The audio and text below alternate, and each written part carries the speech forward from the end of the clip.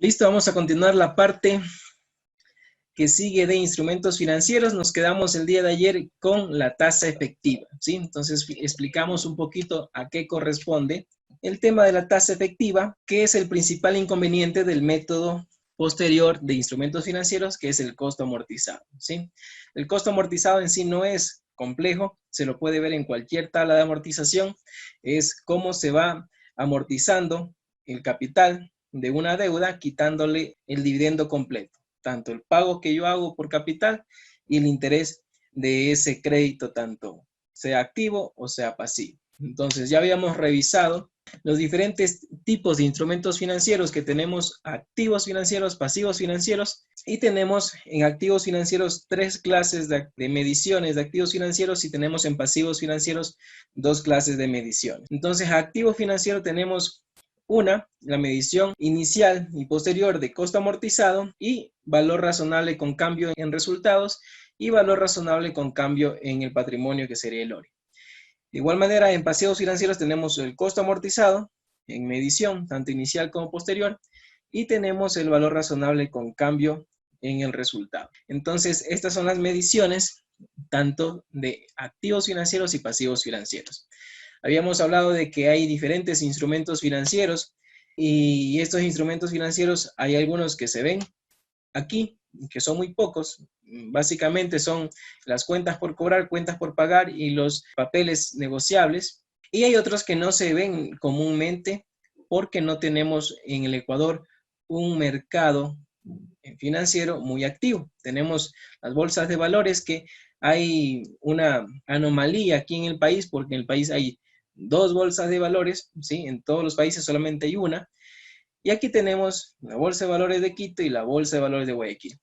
Hay 2, ¿sí? Entonces, hay diferentes instrumentos financieros que normalmente no se utilizan aquí, como son compras de futuros, ciertos contratos específicos con opciones de ejecutarse en algún momento. Por ejemplo, yo puedo tener un contrato de opción, que yo, si necesito, por ejemplo, soya, hago un contrato, ¿sí? Es como una promesa de compra y venta, un contrato en el cual yo tengo la opción de que si yo quiero, al final de ese contrato, al final de la cosecha, yo tengo esa opción. Yo tengo la opción, yo compro esa opción de poder comprarle o no poder comprarle. Hay otros contratos que se llaman futuros, que yo puedo comprar de manera futura un activo o un servicio en específico. Entonces, hay esos diferentes contratos que se ven normalmente en otros países. Hay otros instrumentos financieros que dependen de un subyacente, de un capital inicial, y de ese capital inicial salen derivados, que puede ser la fluctuación en positivo o en negativo de esos subyacentes o instrumentos financieros. Esas son las acciones, esos son los commodities, esos son los índices accionarios, esas son las divisas que se pueden transar en el mercado, y nosotros vamos a utilizar, sí, vamos a utilizar estos cambios de valor, que netamente son en su mayoría porque cambian de valor, y cambian de valor no necesariamente porque la economía haya cambiado, sino que porque se interpretan ciertas condiciones del mercado, ¿sí? Ya voy a recordar esa palabrita y ya se las digo. Entonces vamos a continuar viendo un pequeño ejercicio de la tasa efectiva. Vamos a ver este ejercicio. Y recordemos que esta tasa efectiva nos dice que iguala exactamente a los pagos futuros de caja, considerando los términos del contrato, pero no el riesgo de crédito, a un valor neto del activo financiero o pasivo financiero. Veamos este ejemplo, que es muy didáctico. Nos dice: la compañía ABC SIA Limitada requiere un préstamo el 1 de enero del 2001 o del año 1 por $500,000 a 5 años plazo, con una tasa de efectivo nominal del 10%. La entidad paga una comisión del 4% nominal. La cuota fija de capital más intereses, o sea, el dividendo, es de 131,899. Aquí, sin tener este dato, podemos obtener estos 131,899 con la siguiente fórmula, que es pagos. Si queremos saber cuál es el pago, podemos utilizar esta fórmula que se llama pagos y llenamos los datos. ¿A qué tasa anual 10%. Si aquí nos dice 10% a 5 años, ¿sí? Y el valor presente es de 500,000. Y nos da dividendo o qué pago yo debería realizar durante 5 periodos para poder saldar esa deuda con esa tasa de interés. Muy bien, entonces vamos a ver, nos dice que nosotros adquirimos una deuda de $500,000. Entonces, y que van a haber pagos de $131,000. Vamos a dar lectura nuevamente al ejercicio. Nos dice, ahí la compañía ABC adquiere un préstamo el 1 de enero por 5 años del valor de 500,000 a una tasa de interés del 10% anual. La entidad paga una comisión del 4% del valor nominal. Entonces, por adquirir este préstamo, pagamos un 4% de ese valor nominal, que pueden ser por quizás una comisión, o puede ser a la misma institución financiera, por gastos administrativos, por algún motivo, nosotros no podemos recibir el total de la deuda. ¿Sí? Entonces, nosotros tenemos aquí los 5 dividendos y al final, por 500,000, terminamos pagando capital e intereses, los dividendos, 659,000. ¿Sí? La diferencia es el costo del dinero en el tiempo, que son estos, 159,000 de estos 500,000. Y aquí fíjense que vamos a utilizar la tasa del 10%. Y como cualquier otra tabla de amortización, nosotros partimos del capital. Este dinero nos dieron. Vamos a calcular la tasa anual. No es complicado porque es una tasa anual. Y decimos 500,000 por el 10% nos da 50,000. Listo. Hasta allí tenemos el interés. Tenemos el dividendo completo que comprende capital e interés de 131,000. Si tenemos el dividendo completo y le quitamos ese interés, podemos obtener el pago del capital. Y aquí podemos ver, dividendo menos interés, el que está aquí es el capital, los 81,000. ¿Y cuál es el costo amortizado? El costo amortizado es la amortización de ese capital sin intereses. Fíjense, los 500,000 menos ese capital, menos 81,000. Entonces, al cierre del año 1, al 31 de diciembre del año 1, vamos a tener un costo amortizado en nuestra contabilidad de 418,000. Si este préstamo comenzara, aquí nos dice el 1 de enero, pero si comenzara el 5 de enero, el 10 de enero, el 15 de enero, eso tiene que la compañía determinar como política contable desde qué momento va a comenzar contablemente su costo amortizado, ¿sí? Entonces, como política contable pueden decir, nosotros comenzamos a amortizar ese valor de instrumento financiero al día siguiente después de ese mes, o sea, el 1 de febrero, si es que comenzara ese préstamo entre los días de enero. Es igual que cuando nosotros adquirimos un activo de propiedad, planta y equipo. Como política contable, nosotros tenemos que determinar si comenzamos a depreciar ese activo el mismo día que lo adquirimos o lo comenzamos a depreciar el mes siguiente. Entonces, eso lo deben determinar ustedes como una política contable que no es significativa, pero sí tienen que quedar como una política contable. Entonces, como les digo, este saldo de acá, que corresponde al valor del dinero, del capital que me dieron, menos el capital que estoy cancelando, que se está amortizando, es el costo amortizado. Muy bien. Entonces, ¿cómo calculo el siguiente interés del siguiente periodo? Que puede ser, en este caso es el siguiente año, pero puede ser el siguiente mes, siguiente bimestre, siguiente semestre, de acuerdo a los periodos de pagos que se tengan. Y de acuerdo a ese periodo de pago va a ir la tasa de interés. Normalmente nosotros tenemos la tasa de interés anual. Si los dividendos son mensuales, yo pago cada semestre un dividendo, una letra, una cuota. Mi tasa de interés tiene que ser capitalizada semestralmente, ¿sí? Si los pagos son trimestrales, tengo que dividir esa tasa para 4. Si los pagos son bimensuales, tengo que dividir esa tasa anual para 6 y así sucesivamente. ¿Ok? Entonces, ¿de dónde va a salir el siguiente interés? Va a salir del capital que me queda por pagar. ¿Y cuál es el capital que me queda por pagar? Aquí está la amortización del capital, fíjense. 500,000 menos el pago de capital, 418. ¿Dónde está el interés? Está aquí. ¿Cómo se calcula? El saldo del capital por la tasa. ¿sí? Y hasta ahí está normalito como una tabla de amortización y aquí tenemos saldo de la deuda 0, ¿sí? Al final del periodo 5. Pero este ejercicio de aquí tiene una problemática, que es que yo no recibí estos 500,000, yo no recibí el total de los 500,000, ya que yo por realizar este préstamo, yo tuve que pagar un 4%. Acá en la parte superior nos dice que cuando se mide a costo amortizado, nosotros tenemos que descontar lo que nos cuesta ese instrumento. Se capitalizan los costos de adquisición en costo amortizado. Se reconocen los estados financieros cuando se convierte en parte contractual de ese instrumento financiero. Entonces, cuando suceda eso, cuando yo tengo gastos para poder adquirir ese instrumento financiero, yo lo neteo, lo capitalizo en mi instrumento financiero.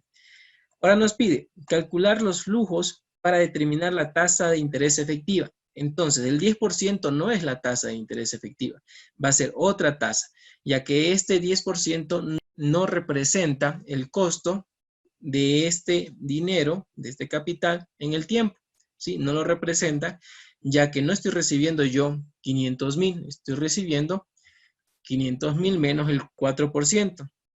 Nos pide calcular el costo amortizado de la obligación al 31 de diciembre del periodo 1 y efectuar los registros contables del día 1 y del cierre al 31 de ese año. Muy bien, entonces calculamos los flujos para determinar la tasa de interés efectiva. El préstamo inicialmente era de 500,000, pero tuvimos que pagar una comisión de el 4% y disminuimos ese valor del préstamo. Entonces, lo que en realidad nosotros recibimos como dinero fue 480,000. Y lo que ese dinero nos costó, ¿cuánto fue? Fueron estos dividendos, 659,000. Eso es lo que vamos a terminar de pagar. Y lo que nos va a costar es esto de aquí, 159,000. Eso es lo que nos cuesta ese dinero. Muy bien, entonces vamos a determinar la tasa de interés efectiva. Para eso tenemos que determinar cuál es la tasa con una fórmula que se llama TIR. Por ejemplo, aquí, si el pago hubiese sido los 500,000, ¿qué tasa hubiese sido? El 10%. Y aquí la TIR me saca el 10%. Con un préstamo de 500,000 y con 5 pagos de 131,000, nos da la tasa de interés del 10%, lo que nos establecía en el ejercicio. Pero como ahora ya no nos van a dar 500,000 porque hay un costo adicional, en realidad vamos a recibir 480,000. ¿Sí? Esto sucede como cuando, por ejemplo, nos cobran gastos administrativos por un préstamo, nos cobran quizás solca, nos cobran seguros, nos cobran o nos hacen que se quede un valor de ese dinero en la cuenta bancaria. En realidad no nos están prestando todo este valor de 500,000, sino una parte de eso, una gran parte de eso. Entonces, ¿cuánto vamos a recibir? 480,000. Y vamos a efectuar lo mismo, con los mismos pagos que tenemos que hacer, ¿sí? ¿Cuánto es la tasa de interés efectiva? Determinamos la TIR y nos sale que no es el 10, sino el 11.62%. Muy bien, entonces ya determinamos esa tasa, que es la tasa real que le está costando este dinero, ya que me han quitado una parte. ¿Sí? Entonces, ¿qué tenemos que hacer? Es nuevamente calcular nuestra tabla, iniciando con el capital, que en realidad yo recibí, y con la tasa que representa este costo de interés de ese capital. Vamos a ver.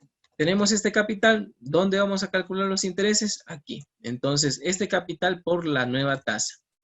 480,000 por el 11.62%, que es anual. Muy bien, entonces, como yo tengo un pago establecido, que eso no se cambia, yo tengo que pagar este dividendo de 131,000, a este dividendo le quito el interés y puedo obtener el valor del capital. Entonces, este es el capital inicial y aquí se va a ir amortizando, ¿sí? La disminución del capital. Vamos bien. Aquí se va a ir amortizando, ¿sí? Y aquí ya está. Dentro de esta fórmula ya está amortizándose el capital. Pero vamos a separarlo aquí y ponerle capital de cada pago. ¿Cuál es el capital? Es el dividendo menos el interés. Es el capital. Entonces, ¿cuál es la amortización del capital? Está aquí. Esto menos el primer capital y aquí podemos ver con el último pago de la letra queda en 0. Entonces, con esa nueva tasa de interés hemos podido lograr que la amortización, ¿sí? Que esta tabla de amortización llegue nuevamente a 0. ¿Y cuál va a ser el costo amortizado anualmente? Va a ser este costo de aquí, que es el valor del capital menos el pago del capital, ¿sí? 403,000. Muy bien, entonces nos pide registrar inicialmente ese préstamo y lo registramos. ¿Cuánto en realidad me entra? 480,000. Gastos por comisión, 20,000. Y registro un préstamo de 500,000. Y aquí tenemos el primer pago. Aquí lo que nosotros hacemos es registrar. Aquí tenemos que registrar el gasto, todos los gastos de interés. Gastos de interés contra el préstamo. Entonces, hasta allí, ¿cuánto es el préstamo? El préstamo son los 500,000 más este interés que tiene que irse devengando en cada periodo. Vamos a realizar nuestro primer pago y el dividendo es el siguiente. El dividendo está conformado por capital más interés, que nos va a dar los 131,000. Y aquí está el primer pago. Entonces, esta es la esencia de la tasa de interés efectiva. Van a haber muchos instrumentos financieros que no tengan la tasa de interés efectiva. La tasa de interés efectiva es la tasa que en realidad demuestra el costo de ese dinero. Así como nosotros hemos visto aquí, hay muchas transacciones que se transan con compañías relacionadas o con socios, accionistas, o hay estos costos que no se reflejan en los préstamos y no nos muestra un verdadero valor del dinero en el tiempo, ¿sí? Entonces, por eso tenemos que realizar los ajustes para poder tener en realidad la tasa de interés efectiva. Entonces, como por ejemplo yo les había dicho, hay muchas empresas que entre relacionadas se dan préstamos de dinero, de capital, se fondean a una tasa mucho menor que existe en el mercado. Y lo que nos pide la norma es que no se considere esas tasas que en realidad no muestran el valor de ese dinero en el tiempo, sino que busquen en el mercado cuál es la verdadera tasa de interés efectivo, ¿sí? Y utilizar esa tasa. Hay muchas veces también que se dan préstamos y no se establece una tasa. Entonces, el monto de ese préstamo, si a mí un accionista me da a mí la compañía $100,000 y me dice, ¿sabe qué? Yo no necesito que me pague intereses, usted solamente devuélvame esos $100,000. Tenemos que ser conscientes que ya dentro de esos $100,000 ya está considerado ese interés. Entonces yo tengo que encontrar cuánto en el mercado, en esa misma transacción, de esa misma industria, cuánto costaría ese dinero y poder determinar esa tasa efectiva y de allí poder separar tanto el capital como el costo financiero de ese instrumento financiero. Entonces, hasta allí el tema del costo amortizado no es complejo. El costo amortizado se hace muy semejante porque nosotros siempre hemos visto amortizaciones de préstamos y es eso. Vemos en una tabla de amortización establecida en el inicio de un contrato, el saldo del periodo, ese es el valor de costo amortizado. Ahora acá tenemos el valor razonable y ya hemos visto nosotros el valor razonable y aquí es lo mismo, hace referencia en NIF para pymes a las 3I, ¿sí? Una transacción entre dos partes interesadas, debidamente informadas y en una transacción independiente. Y bajo las NIF completas tenemos que irnos a la NIF 13 que tenemos que identificar si este instrumento financiero se encuentra en un mercado activo. Da la casualidad que en esta norma sí hay mercados activos, pero afuera. Aquí en el Ecuador no hay un mercado activo para acciones, no hay un mercado activo para commodities, no hay un mercado activo para índices financieros, ¿sí? No hay mercados activos. Si hay mercado, ¿de qué hay? Tenemos las dos bolsas de valores, pero son activos. No son activos porque no son fáciles de ingresar dentro de ese mercado de activos, ¿sí? Entonces, quizás si yo quiero ingresar como compañía, quiero mi capital, ponerlo a disposición del público, ¿sí? Y hacer una emisión de acciones públicas, quizás sí se puede hacer cumpliendo todos los requisitos. Yo puedo poner, si soy una compañía anónima, si soy una compañía limitada, no. Si soy una compañía anónima, yo puedo poner mis acciones en la bolsa de valores. Normalmente se puede hacer, pero no hay un mercado activo. Si uno quiere ir y comprar acciones de una compañía, va a haber muchas dificultades. Entonces tenemos que identificar un valor razonable. ¿Y cómo? Les decía, en NIF tenemos que es el precio que sería de vender un activo o pagado por transferir un pasivo en una transacción ordenada entre partícipes del mercado en una fecha de la medición. En NIF para pymes tenemos que podrían variar en el tema de valor razonable, que en las NIF completas se separan en valor razonable con cambio en el resultado y valor razonable con cambio en el ORI. Cuando afecta al ORI, puede ir al ORI de cobertura. Hay una opción en el ORI de cobertura. Puede haber diferencial cambiario por temas de cambio de divisas, o puede también entrar en un tema en el ORI que también se encuentra el tema actuarial. Entonces, estos temas se encuentran solo en NIF para pymes. 3 puntitos en NIF para pymes. En NIF para pymes, esto es lo que nos dice, aquí usted puede encontrar ORI. En cambio, en las NIF completas tenemos otras valoraciones que son más comunes, que son revalorización de propiedad, planta y equipo, revalorización de activos intangibles, pero inicialmente la NIF para pymes solo me pide esta. Si tienes una transacción que no está aquí, puedes ingresarla, pero normalmente nos dice que lo común son estos 3 tipos de ORI. ¿Qué es un valor razonable? Es el precio de salida en una transacción ordenada. Vamos viendo cada uno de estos puntos. ¿Qué es una transacción ordenada? No sea una venta forzosa o de liquidación. Partícipes de mercado, que existan compradores y vendedores en ese mercado activo y en una fecha determinada que sea en el presente y no en el futuro. Como ustedes ya conocen, esta NIF 13 nos trae 3 niveles. El primer nivel, que es un precio cotizado en un mercado activo. Tenemos el segundo nivel, datos corroborados por el mercado activo. Si no encontramos un mercado activo, tenemos que encontrar un mercado similar a ese mercado activo y realizar los ajustes a ese mercado. Precios cotizados de activos y pasivos similares en el mercado que no son activos, mercados no activos. ¿Sí? Entonces, esta es una salida también bastante viable que nosotros podamos encontrar en nuestra información histórica alguna transacción última que se haya hecho y poder determinar que esa última transacción que se transó con partes interesadas debidamente informadas, ¿sí? De forma independiente, ese último valor que se utilizó se puede considerar como el valor razonable. Y el nivel 3, ¿sí? Que corresponde a los flujos de efectivos futuros traídos a valor presente. Entonces, el método de valor razonable tiene esta jerarquía. Como habíamos visto, el mercado activo.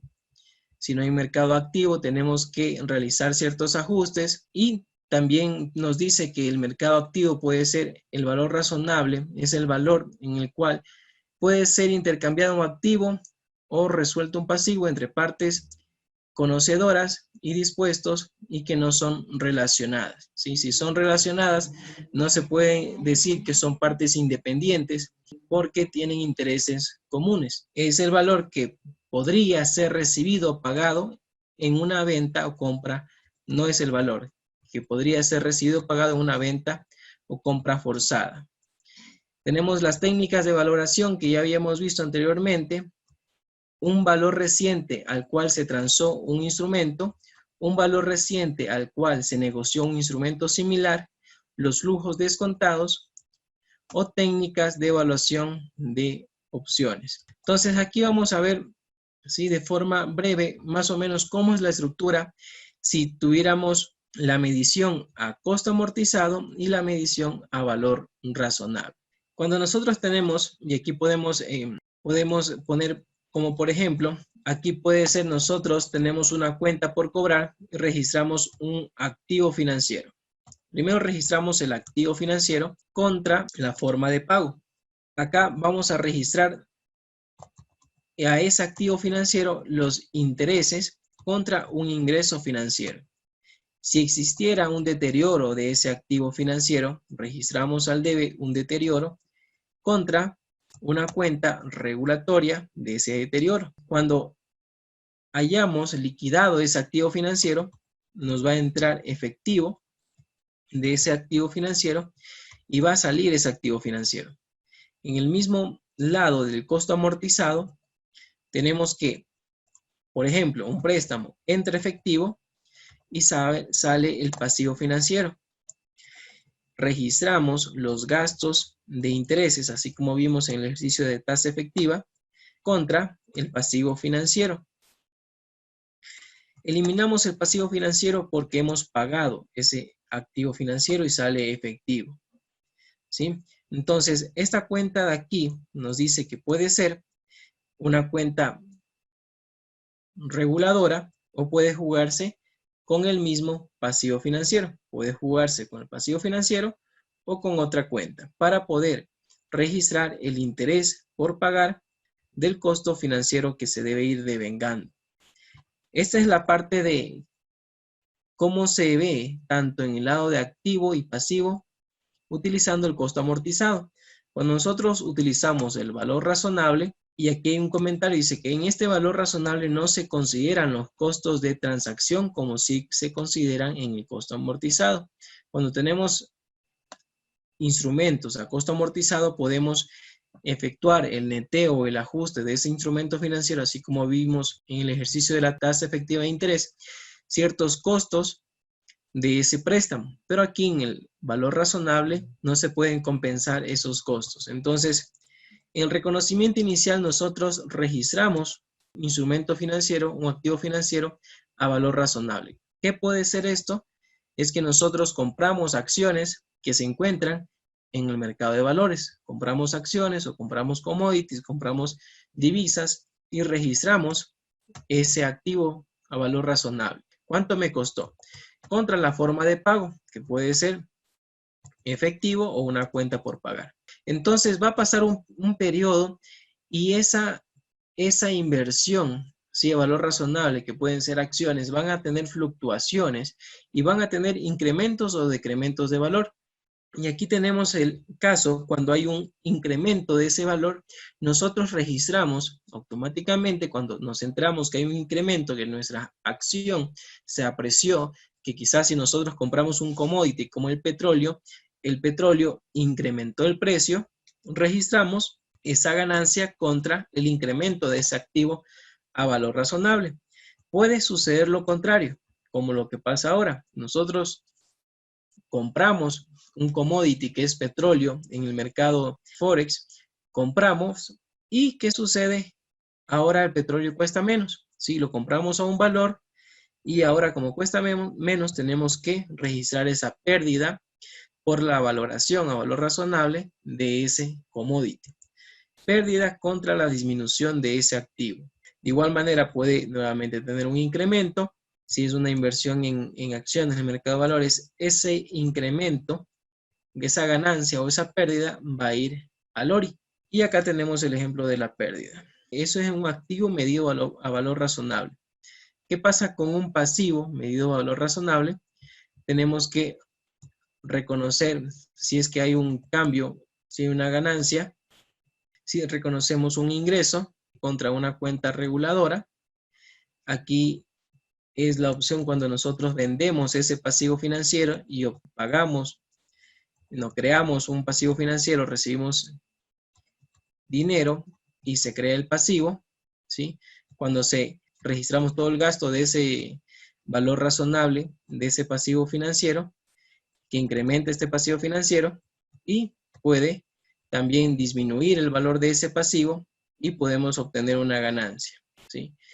Cuando nosotros jugamos con pasivos financieros de cuentas de patrimonio, pueden afectarse al ORI, ya sea cuando nosotros utilizamos instrumentos de patrimonio o cuando estamos en contabilidad de cobertura, que ya vamos a ver qué es eso. Entonces, esto es una breve descripción de cómo se mueven las cuentas, tanto si utilizamos costo amortizado o utilizamos valor razonable. Normalmente no es complicado el registro contable, más complicado es ver que tengamos datos fiables para poder tener esa valoración a valor razonable. Y en costo amortizado, no, el utilizar una tabla de amortización no es compleja. Lo un poquito complejo es identificar la tasa de interés efectiva. Vamos a ver un ejemplo del costo amortizado. Vamos a ver con un préstamo. Un préstamo que es algo muy común, un préstamo financiero, un préstamo mutuo, un préstamo de tercero, un préstamo de accionistas, una cuenta por pagar a proveedores, funciona similar, ¿sí? Entonces, hemos pactado en un contrato de forma verbal los siguientes pagos por un valor total de $1.000.000. Entonces, se pide un préstamo a una relacionada por $1.000.000 con el mismo plan de pago, ¿sí? Entonces, tenemos de contado 200,000 y a este periodo el resto. Vamos a ver, entonces, ¿qué tenemos que hacer? El primer paso, identificar que en este ejercicio no nos está diciendo le vamos a cobrar un interés, ¿sí? Entonces, yo tengo que considerar que en estos dividendos, porque yo voy a pagar en un tiempo posterior, tienen ya cargado un costo de interés. Si así no me diga, si no me establezca que hay un interés, yo tengo que determinar cuál sería ese interés. Entonces, vamos a buscar en el mercado cuánto a mí me cobrarían por este dinero a 1 año, a 2 años, a 3 años, y hemos determinado que la tasa de interés es el 10%. Entonces, esa es la tasa de interés efectiva y vamos a traer estos dividendos o pagos anuales a ese valor presente para poder tener el costo inicial del capital de la deuda, ya que el total de esta deuda ya viene incluido con ese interés. ¿Qué hacemos entonces? Los pagos que se difieren en el tiempo vamos a traerlos a valor presente, ¿sí? A un periodo. Fíjense aquí que nos dice la fórmula valor actual neto, la tasa y el primer valor. Fíjense que estamos en el primer valor. El primer valor es el primer periodo. Más abajito, fíjense que ya no estamos en el primer valor. Tenemos la tasa. En el primer valor que hay, no hay nada. Y en el segundo valor, que corresponde al segundo periodo, están los 300,000. ¿Sí? Y eso es para que vean cómo se utiliza esta fórmula. Y acá igual tenemos la fórmula del valor actual neto, la tasa, y fíjense que dejamos el valor 1 está en 0, valor 2 está en 0, ya que se lo paga en el periodo 3, y allí sí está el valor de los 200,000. Pueden darle clic aquí en esta FX y se les va a desplegar la fórmula completa. Y si ustedes pueden darse cuenta, aquí tenemos una descripción. Descripción de esta fórmula: devuelve el valor neto presente de una inversión a partir de una tasa de descuento y una serie de pagos futuros. Valor negativo es la serie de pagos futuros y entradas son los valores positivos. Entonces, ¿qué me dice aquí? Que a una tasa en el primer periodo no va a haber pago, en el segundo periodo no va a haber pago, pero sí va a haber pago en el tercer periodo, ¿sí? Acá también nos da una descripción de este componente tasa. ¿Qué es la tasa? Si cambiamos acá, que es el valor 3, aquí nos dice qué es el valor 3. Entonces ahí nos da esa descripción. Entonces ya tenemos el valor presente de estos 3 pagos que se difieren en el tiempo, que nos suman 670,000, más el valor de contado que no tiene un interés ya que se paga en el mismo momento. Tenemos el total de la deuda es 870,000. Ese es el valor presente de esa deuda. El valor presente de esa deuda. Muy bien, entonces aquí tenemos el valor presente y lo que necesitamos es saber cuál va a ser el costo amortizado al cierre de cada periodo. Hasta ahora tenemos un préstamo el cual no se estableció una tasa de interés. Yo como compañía, yo sé que todo dinero que se difiere en el tiempo tiene un costo financiero. Voy al mercado y averiguo cuál sería la tasa de interés efectiva de ese préstamo, ¿sí? De acuerdo a la industria, de acuerdo a la empresa, de acuerdo a las condiciones actuales, ¿sí? Entonces, por ejemplo, si yo soy una empresa en este momento que pueden darme un financiamiento por situaciones de crisis, de pandemia, al 5%, al 6%, que hay en este momento, esas tasas de interés para una reactivación económica. Si yo puedo obtener ese dinero en algún otro lado, yo debería utilizar, si yo cumpliera con esas condiciones, utilizar esa tasa de descuento, ya que esa tasa quizás aplique, ¿sí?, dentro de mi compañía en la figura que es requerida para que me den préstamos con esa tasa. Entonces aquí vamos a calcular nuestra tabla de costo amortizado. Y como les había dicho, partimos de un capital. A ese capital vamos a calcularle un interés. Y aquí tenemos interés, capital más interés, que es el dividendo. Aquí sería el dividendo. Y aquí solo sería el capital. ¿Qué es el costo amortizado? Es el capital, el valor presente, el valor original de ese instrumento, menos la amortización, ¿sí?, de cada uno de sus pagos. Entonces, vamos a calcular el interés y del capital. Calculamos la tasa del 10%. Y como yo ya sé cuánto le voy a pagar en el primer año, que son 300,000, aquí están los 300,000, pero yo sé que aquí está el dividendo. Y dentro de este dividendo está el interés. Entonces yo ya he determinado que 67,000 es el interés. A ese dividendo le quito ese interés y ya tengo el valor del capital, ¿sí? Y recuerden que para obtener el costo amortizado es el capital inicial menos el pago de ese capital que se está amortizando, ¿sí?, esa deuda o ese instrumento.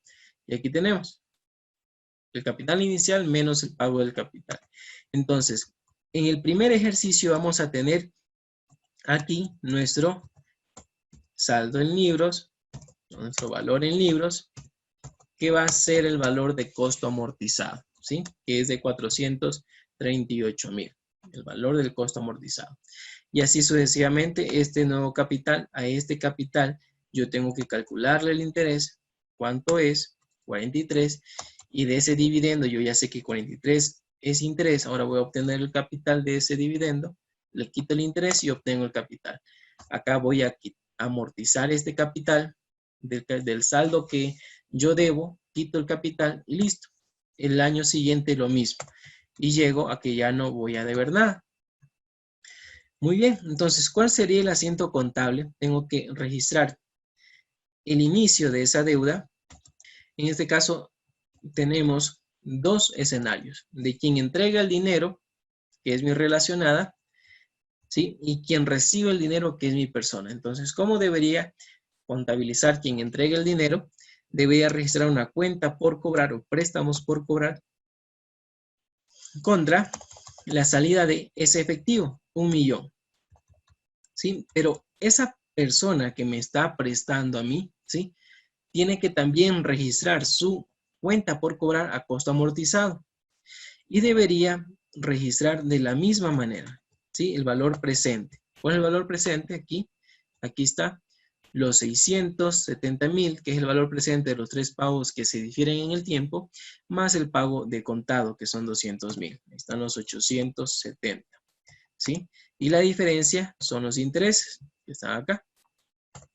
Estos intereses van a ir directamente a una cuenta de pérdida por interés y posterior, los siguientes años, se va a ir reconociendo ese interés, ¿sí?, creando en cada pago.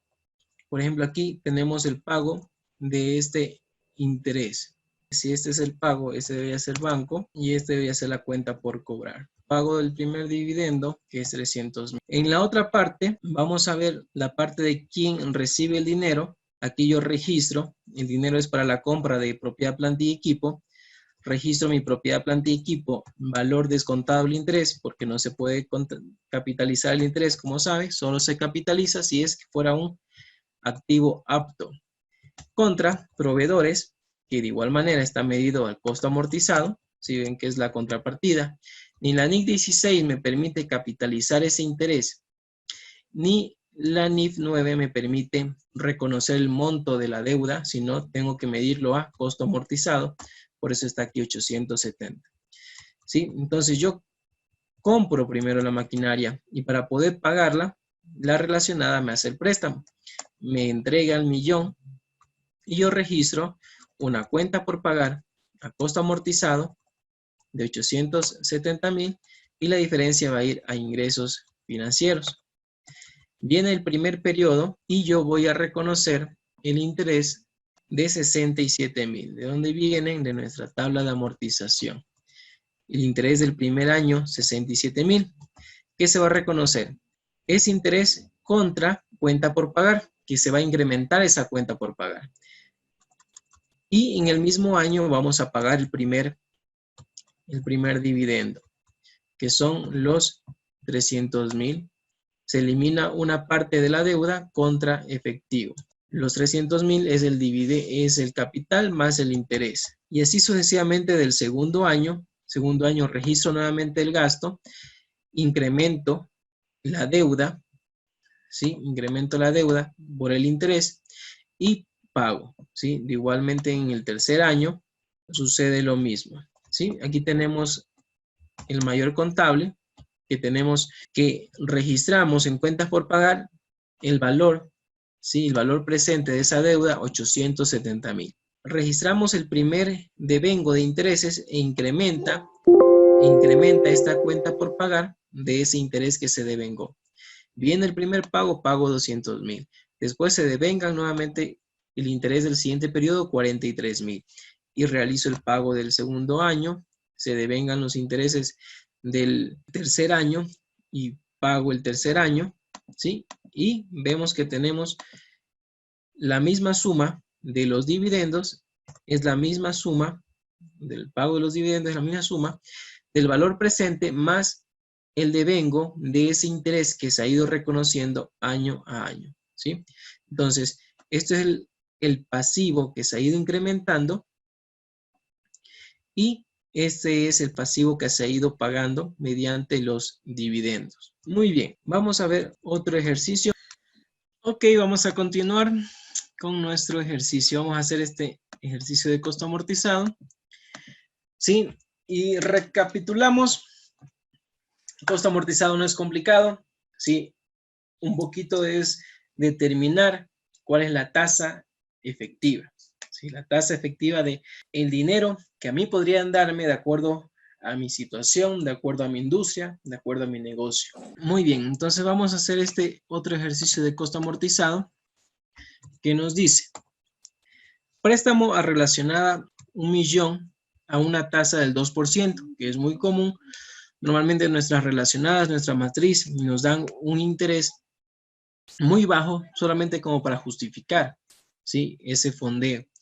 Y nos dice, pero en el mercado la tasa real que tuviera esta empresa es del 10%. Entonces, me cobrarían en el mercado un 10% por este 1.000.000 que estamos prestando. Nota, se debe utilizar la tasa efectiva del mercado, o sea, la real, no la que esté en el contrato, la cual puede estar derivada de intereses ajenos a la realidad económica. ¿Sí? Entonces, aquí tenemos nosotros este 1.000.000 y tenemos fácil el cálculo del costo amortizado, que es ir amortizando de la deuda del capital, ir quitando el capital, ¿sí? Entonces, por ejemplo, aquí tenemos nosotros, primero, la tasa, fíjense con el 2%. Esta es una tabla de amortización que viene en el contrato. Y vamos a hacer inicialmente con el 2% como viene en el contrato. Del 1.000.000 sacamos 2% y al dividendo, que es 230.000, le quitamos, o puede ser que también le cargamos el interés. En este caso, le estamos cargando el interés. Fíjense, ¿cuánto hay de capital? 1.000.000. Entonces, inicialmente es 1.000.000 y este 1.000.000, sobre este 1.000.000 vamos a calcular el interés. ¿Sí? Entonces, del 1.000.000 calculamos el interés. El otro ejercicio era que me daban ese dinero, me daban ese 1.000.000, pero no me daban interés. Eso quiere decir que dentro de ese 1.000.000 ya está el interés, porque no me están cobrando un valor adicional. Pero en cambio acá sí, yo presto 1 millón con una tasa de interés del 2%. Entonces, aquí voy sumándole a este capital, voy sumándole el interés y obtengo el dividendo. Con esa tasa de interés yo pagaría un total de 4 dividendos de 1.050.000. Voy a realizar el costo amortizado, que es el costo de capital de 1 millón menos el capital, ¿sí? No menos el dividendo, no es menos el interés, es menos el capital. Entonces, la amortización de ese capital. Y con esa tabla de amortización obtenemos una deuda al final de 0, ¿sí? Ahora, ¿cómo yo puedo obtener cuál es mi tasa real? ¿Sí? Aquí estamos, por ejemplo, estamos trayendo de este dividendo a valor presente con la tasa actual del mercado. Y utilizamos la misma fórmula que habíamos visto, valor neto actual. ¿Sí? Esta fórmula, para lo cual necesitamos una tasa y determinar cuántos periodos son. Este primer pago es en el primer periodo. Si fuera en el segundo periodo, pasa a la segunda línea, fíjense, el valor 2. Si fuera el tercer periodo, pasa a la línea 3, y si fuera el cuarto periodo, pasa a la línea 4. Si nos metemos aquí en la fórmula, eso se identifica por el número de comas, que son los espacios que no ha habido pago. ¿Sí? Entonces, obtenemos el valor presente a una tasa del 10%. Eso quiere decir que el verdadero capital de esta deuda no han sido el millón, sino ha sido 834.000. Entonces, vamos a obtener nuestra tasa del 10% y con esa tasa vamos a determinar la nueva tabla de amortización. Entonces, ya sabemos cuál es el capital real, que son 834.000, y va a pasar aquí. Capital inicial. Esto es lo que en realidad es el capital, no es el millón. Son 834.000 porque estamos utilizando la tasa de mercado. Y calculamos el interés del primer año. Aquí obtenemos el dividendo. Para poder obtener el capital le quitamos el interés a ese dividendo y obtenemos el capital puro, sin intereses, y a este valor de la deuda inicial le restamos el capital y obtenemos 0, ¿sí? Entonces, eso es lo que nosotros normalmente vamos a tener, ¿sí? Podemos tener un contrato, una tabla de amortización con una relacionada, pero a una tasa que no es la adecuada, o que nos estén cobrando, si es una institución financiera, costos adicionales y no nos desembolsen el valor total de este $1.000.000. Entonces, allí tenemos que determinar de igual manera cuál es el capital, ¿sí? Ya que el capital no es los 1.000 porque no me entregaron todo ese valor, me entregaron menos. Ok, entonces ya pueden hacer los asientos contables. Y el primer asiento contable es registrar la cuenta por cobrar. Registramos cuenta por cobrar. ¿A qué valor? Al costo amortizado. ¿Sí? Que es el capital todavía sin ningún pago. Y reconocemos, entregamos todo el dinero, 1 millón, y reconocemos esa pérdida en interés. Aquí tenemos un comentario. ¿Por qué pérdida de interés? Nos dice que los intereses se registran como un ingreso o un gasto, pero en el futuro se van reversando. Con esta figura, el pasivo cumple con su requisito para ser tal, ¿sí? Entonces, tenemos el valor costo amortizado, que sería el valor del costo, y reconocemos la pérdida contra el valor del dinero. Va a pasar el primer periodo, ¿y qué va a suceder? Paso número 1, se va a devengar ese interés y yo ahí voy a reconocer un derecho de recibir ese rendimiento del dinero que yo entregué. Entonces, yo reconozco ese derecho como una cuenta por cobrar y voy reconociendo esa ganancia porque ya se devengó esa ganancia. Ya gané por mi capital, ¿sí? De 1 millón, ya gané interés de 83.000. Veamos de dónde viene. Aquí tenemos el interés del primer periodo, 83. Entonces, creo el derecho y después me van a pagar el primer dividendo. Entra el dinero en banco, ¿sí? Elimino la cuenta por cobrar. Si en el periodo 2, de la misma manera, se devenga el interés, me crea el derecho de recibir ese dinero, reconozco el ingreso ya devengado y me pagan la segunda letra igual con la tercera letra. Con la cuarta letra y vamos a ver cómo queda el mayor contable. Fíjense. Registro mi cuenta por cobrar inicialmente a costo amortizado, 834,000.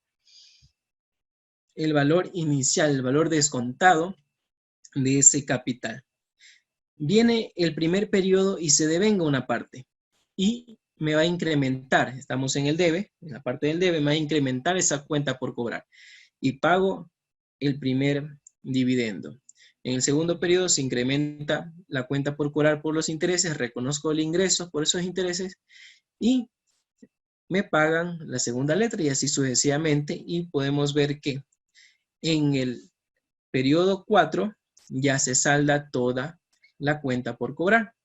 Fíjense que aquí tenemos cuánto sería por el 2% de interés, que hubiesen sido 20,000 en la tabla original y con el otro interés de 83,000 le quitamos el interés de la tabla original y nos queda 63,000 y la suma de los dos son los 83,000, ¿sí? Que estamos reconociendo con la tasa real de mercado, ¿sí?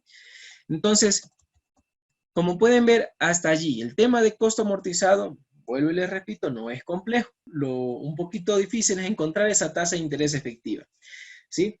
Para eso tenemos que utilizar una fórmula que ustedes ya han visto y es la TIR, ¿sí? Utilizar la TIR para poder determinar el valor en cuánto en realidad me están dando, cuál es el costo de esa deuda inicial en negativo y cuáles son los dividendos posteriores que voy a recibir en positivo y voy a tener la tasa, ¿sí? Entonces, ese por un lado el tema de costo amortizado. Vamos a ver deterioros. Hay que considerar que el impuesto de la renta se paga impuesto de la renta. ¿Qué es la renta? Yo les pregunto a ustedes, ¿qué es la renta? Pregunta abierta para todos. ¿Qué es renta? Impuesto a la renta. Ya, renta es ingreso. El impuesto a la renta se paga sobre el ingreso, no se paga sobre la utilidad, sino que la administración tributaria es tan buena gente que nos pone un artículo en el que dice, mira, solo estos puntos que están en este artículo, yo te voy a permitir que te deduzcas de tu base que tú me deberías pagar. ¿Cuál es la base que deberías pagar? Es la renta, es los ingresos. Entonces, me permite disminuir. Entonces, para tú saber si ese valor es tributable o no, tienes que irte a ese artículo. En ese artículo aparecen temas de pérdida de intereses por aplicación del costo amortizado. No aparece, ¿cierto? Si no aparece, no te puedes deducir este gasto. No te puedes deducir ese gasto, entonces tienes que pagar impuestos sobre eso. Así de sencillo. Pero posterior, en el mismo periodo, una partecita de esa pérdida va a reconocerse como ingreso. Este ingreso corresponde a renta de fuente ecuatoriana, sí o no. No hay un hecho generador sobre esto. Si no hay un hecho generador, no entra en la parte, no hay, digamos, es un vacío legal que existe. Y como ese vacío legal que existe, hay una regla implícita que existe que se le podría llamar como jurisprudencia, que no aplicaría, pero por temas internacionales, el país no puede un mismo ingreso pagar 2 veces impuestos, ¿sí? Aunque el Ecuador sí lo hace en las utilidades a trabajadores. Esa utilidad de trabajadores pagan impuestos, ¿sí? Pagan el trabajador y paga la compañía. Entonces, Para resumirte, esto, si no está en ese artículo y funciona para todo el tema de las NIF, si no está en ese artículo, no es deducible. Viene acá un ingreso. Si no es un ingreso de fuente ecuatoriana, no tiene hecho generador, es un ingreso no sujeto. Entonces no tributa. Y aquí el primer periodo vas a reconocer este gasto no deducible y ese mismo periodo, ¿sí? Que es el año, puede ser el mismo año 1, digamos que ese es el 1 de enero y ese es el 31 de diciembre, vas a una partecita a considerarlo como ingreso no gravable. Y en el siguiente año, igual vas a considerarlo como ingreso no gravable, ingreso no sujeto, ingreso que no paga impuesto. El siguiente año te vas a considerarlo como ingreso que no paga impuesto. ¿Sí? Eso es de manera implícita. En la norma tributaria no está. En el único lugar que está es en el tema de jubilación patronal, que sí te lo dice de forma explícita, que todo ingreso anteriormente que haya sido no deducible, posterior por temas de las NIF, será un ingreso no sujeto y viceversa. Todo gasto inicialmente que haya sido un gasto deducible, cuando se reverse va a ser un ingreso que va a pagar impuesto, ¿sí? Entonces, no está escrito, pero implícitamente es así. Primero, esto tienes que pagar impuesto como gasto no deducible y cuando se reverse, esto lo vas a considerar, este ingreso, como un ingreso no sujeto. Y allí, después de los 5 años, te vas a dar cuenta que este artificio contable que te pide la norma para que midas al costo amortizado no va a tener un efecto tributario. Entonces, por otro lado, ¿puedo aplicar impuesto diferido de esto? Si la normativa tributaria me lo permitiría, yo lo puedo hacer. Y se cumple el objeto de las NIF. Se cumple el objeto de la NIC 12, que es que la normativa internacional conoce y sabe, van a haber discrepancia entre su normativa contable y la legislación tributaria de cada país, va a haber discrepancia, sí porque sí, por eso existe esta NIC 12 que es la conciliación tributaria. Entonces, yo creo que ahí te aclaré la duda. Esta parte de aquí inicialmente sería un gasto no deducible y el ingreso sería un ingreso no sujeto, ¿sí?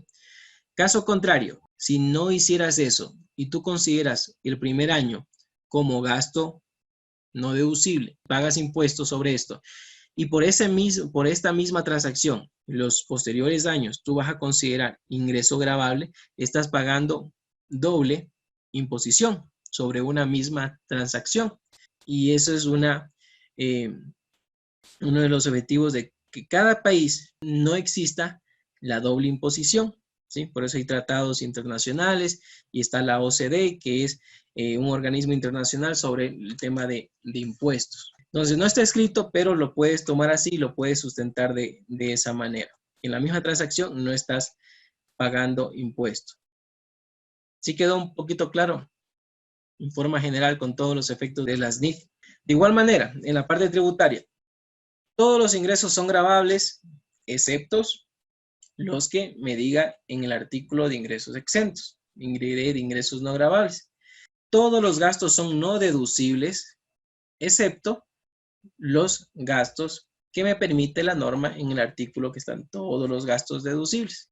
Muy bien, entonces vamos a ver el tema de deterioro de instrumentos financieros. ¿Qué se deteriora? Activos. Los pasivos no se deterioran. Entonces vamos a ver el deterioro de instrumentos financieros activos, ¿sí? ¿Cuáles son esos instrumentos financieros?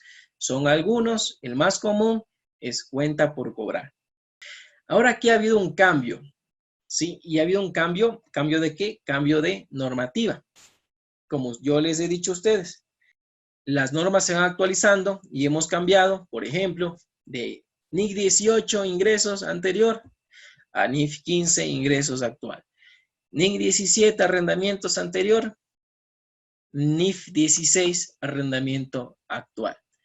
NIC 39 instrumentos financieros anterior, NIF 9 instrumentos financieros actual. Entonces se va a ir actualizando la normativa. En muchos casos no hay mayor efecto. Este grupo de normas de instrumento financiero sí ha tenido un efecto, pero para las transacciones complejas, de instrumentos financieros complejos. Y muchos artículos del anterior NIF 39 han sido derogados.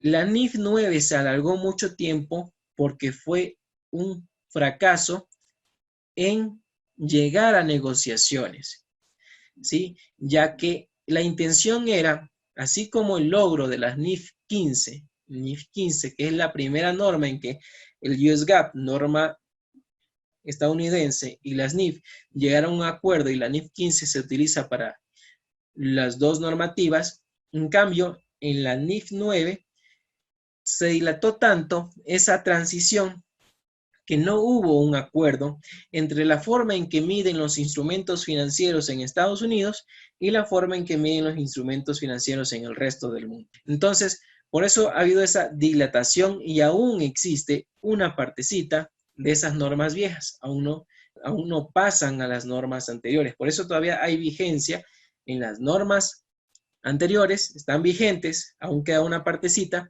y siguen vigentes las normas actuales que son NIF 9 y NIF 7 de revelaciones, ¿sí? Entonces, ¿a dónde quiero llegar? Es que hay actualizaciones y no siempre esas actualizaciones son significativas.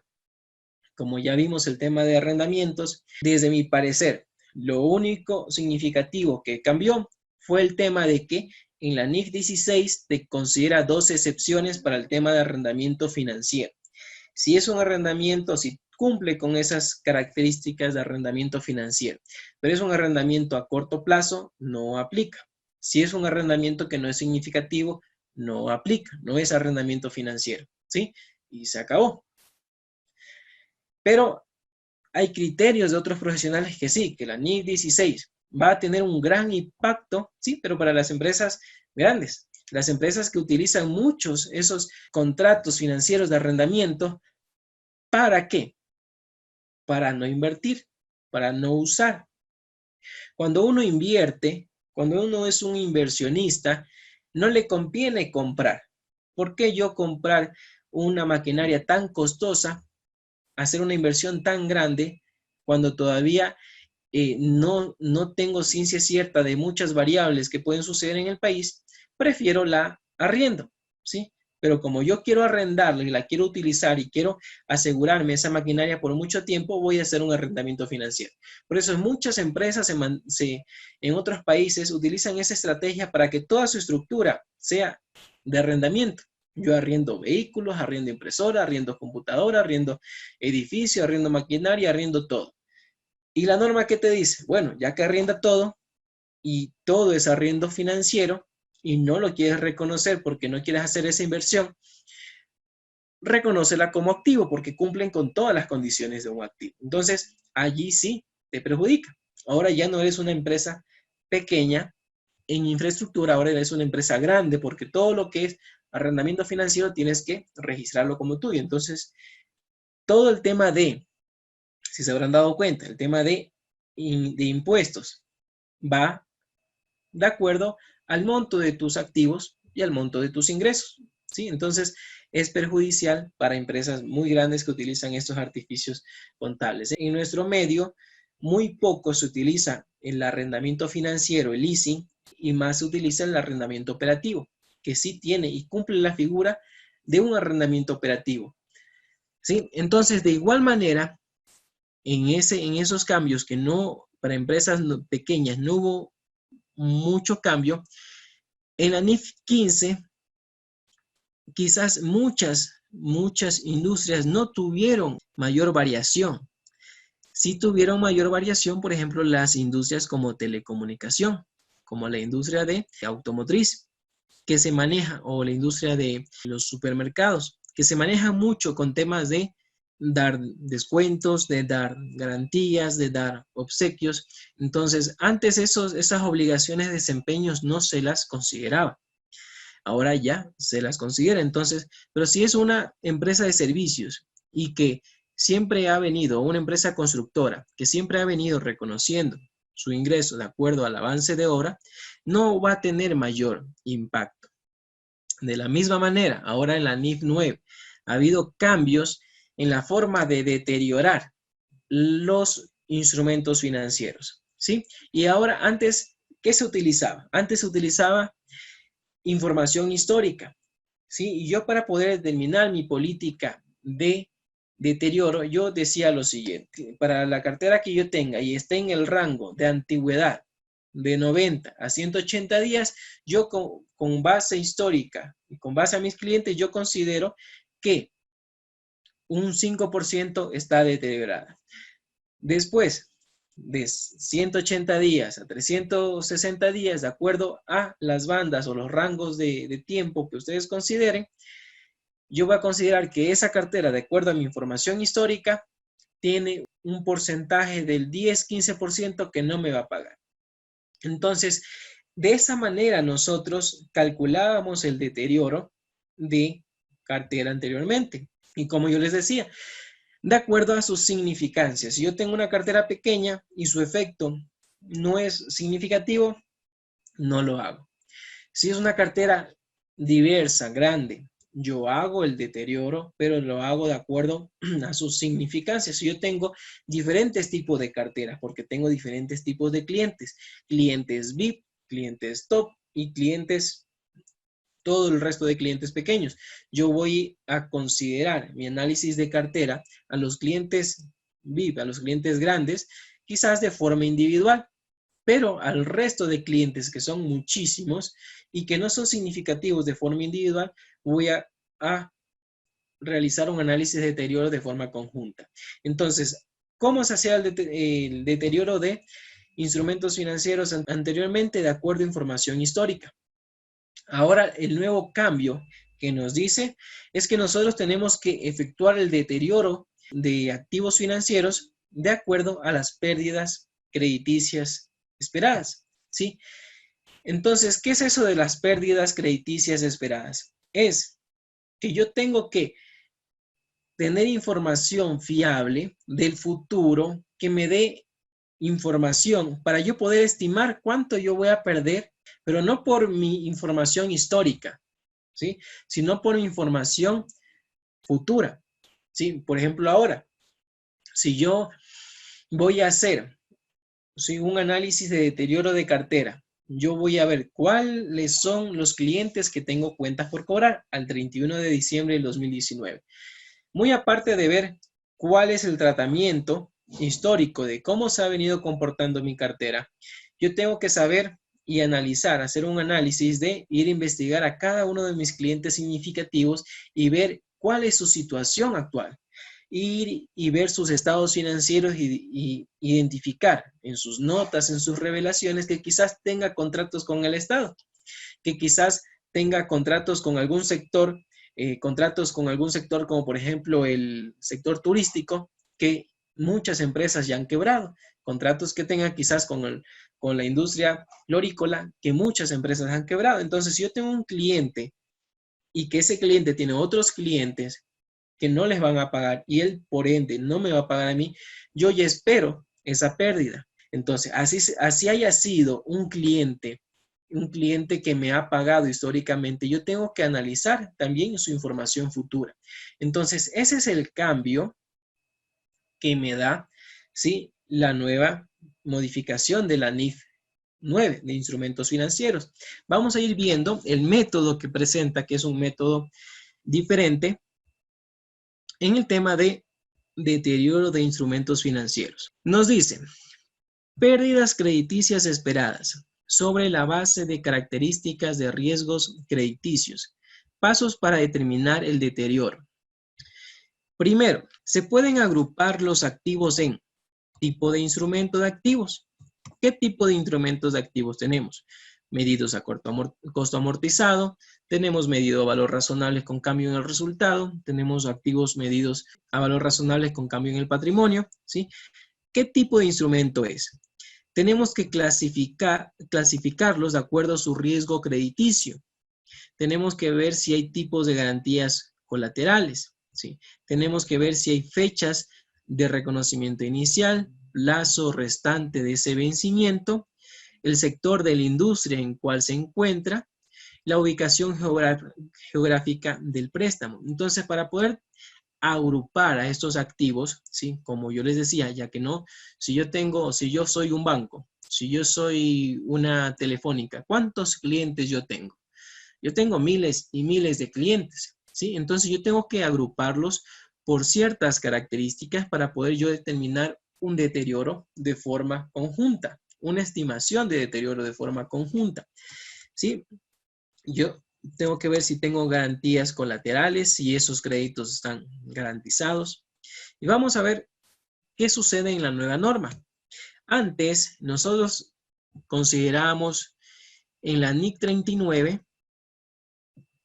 un deterioro cuando existía una pérdida incurrida estimada para toda la vida del instrumento. ¿Sí? Entonces yo decía, con base en mi información histórica, este cliente no me va a pagar de aquí y en adelante. Ya de hoy en adelante ya no me va a pagar, ¿sí? O yo creo que este grupo de clientes, ¿sí? Un tanto por ciento, de acuerdo a mi información histórica, de aquí en adelante no me va a pagar. Yo no estimo que no me va a pagar por 2 años y después voy a pagar, no es por toda la vida del instrumento financiero ya no me va a pagar. Esto es lo que nosotros hacíamos en la NIF 39.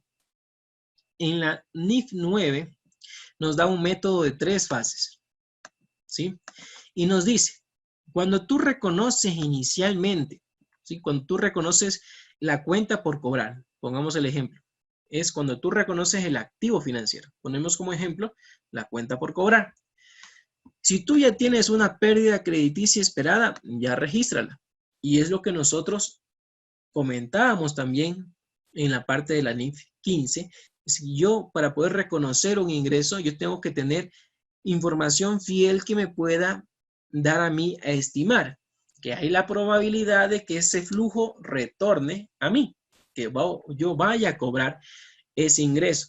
Entonces, apenas yo reconozca una cuenta, por ejemplo, una cuenta por cobrar, yo ya tengo que estimar cuánto yo voy a perder, ¿sí?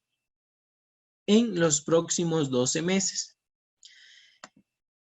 Interés efectivo, fíjense aquí nos dice el interés efectivo sobre el valor bruto. Entonces, aquí yo tengo que utilizar, en el tema, por ejemplo, de costo amortizado, tengo que utilizar el valor bruto. Y la presunción, ¿cuál es la presunción? Del momento de reconocerlo, ¿sí?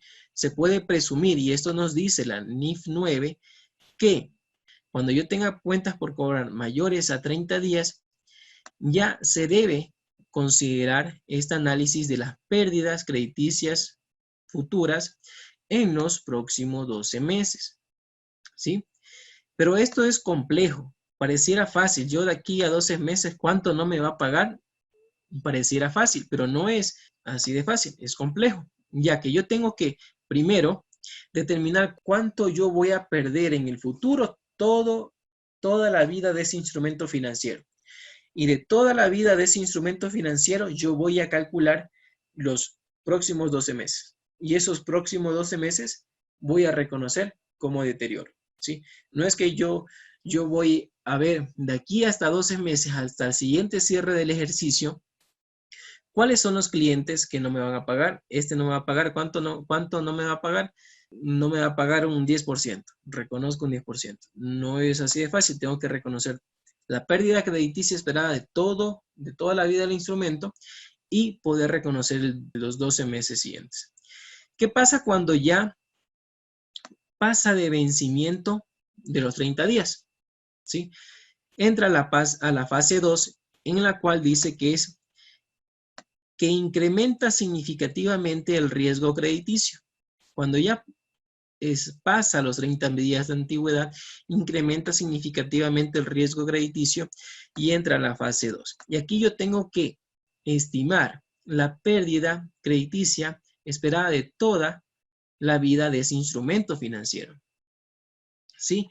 Y aquí se considera el interés efectivo sobre el valor bruto. ¿Sí? En el costo amortizado vamos a utilizar el valor bruto y esta presunción nos da la norma que en esta fase se presume que hay cartera vencidos hasta 90 días, ¿sí? hasta 90 días, hay un incremento significativo de riesgo crediticio. ¿Sí? Después de 90 días pasa a la fase 3, que ya se considera una pérdida, ¿sí?, de deterioro. Y nos dice, la pérdida esperada durante toda la vida del instrumento. Pero esa pérdida esperada ya me va a afectar, y nos dice interés efectivos sobre el valor contable neto, menos provisión. Esto quiere decir que acá nuestro costo amortizado no se afecta. Yo no afecto a mi tabla de amortización, a mi costo amortizado. Pero ya cuando pasa mayores de 90 días, sí, para tu costo amortizado, para que sigas registrando tu costo amortizado, si es cuenta por cobrar, ya tienes que afectarle el valor del deterioro. Entonces aquí en este nivel ya hay una evidencia objetiva de que está deteriorado ese instrumento, ¿sí? Entonces la NIF 9 nos da estas 3 fases para que nosotros podamos calcular el deterioro. Pero como esto es complejo, nos da una excepción, ¿sí? Una excepción solo para un instrumento financiero, que es cuenta por cobrar, ¿sí? Para los instrumentos financieros que se miden a valor razonable, como son inversiones en acciones, inversiones en compañías, ¿sí?, inversiones en mercado de valores, tenemos que aplicar las 3 fases, ¿sí? Pero para las cuentas por cobrar nos dice, hay una versión simplificada, la NIF 9 da la versión a elegir como una política contable, en lugar de ir por el modelo de las 3 fases, el reconocer las pérdidas esperadas para toda la vida del instrumento, para todos los activos contractuales de la NIF 15. ¿Cuáles son los activos contractuales de la NIF 15 que reconoce el ingreso? ¿Qué es el activo del ingreso? Es la cuenta por cobrar. Deudores comerciales y saldos deudores por arrendamientos, sí contiene un componente significativo. Entonces aquí tenemos un ejemplo. ¿Cómo podemos nosotros determinar el deterioro de una cartera? ¿Sí? Aquí yo les muestro dos ejemplos que están en la misma norma, ¿sí? En cada norma tiene 3 documentos PDFs. La parte A, la parte B y la parte C. La parte A es la norma como tal. Estoy hablando de las NIF completas. Es la norma como tal, nos da definiciones, reconocimiento, inicial, posterior, revelaciones, todo eso. La parte B nos da una explicación, nos dan ejercicios, nos dan formas de cómo nosotros aplicar la parte A, ¿sí? Como todo eso es complejo, cuando uno lee las normas no entiende nada, entonces te da otro documento, ¿sí?, de igual manera extenso, con algunos ejercicios para que puedas llevar a la práctica lo que está en el documento A, en la parte A. Y en la parte C, ¿sí?, dice por qué hicieron eso. O sea, ¿por qué se les ocurrió eso? ¿Por qué se les ocurrió considerar, por ejemplo, este método de 3 fases? Entonces, ahí habla un poquito de que en la reunión alguien tomó la palabra, tomaron esa decisión por tales aspectos, ¿sí? Entonces, fíjense, aquí hay un ejercicio y aquí nos dice que para determinar el deterioro. Nos dice aquí en este ejercicio, te lo resumo, que para determinar el deterioro de esta cartera es fácil de asimilarla. Aquí tenemos cuentas por cobrar de 30 millones, ¿sí? Esta cuenta por cobrar está agrupada por antigüedades a 30 días. Aquí ya está vencida de 1 a 30 días, vencida de 31 a 60 días, vencida de 61 a 90 días y vencida más de 90 días. ¿Sí? Fíjense que aquí más de 90 días es lo que también nos hace referencia a la norma, que más de 90 días ya se considera como que ya hay deterioro. ¿Sí?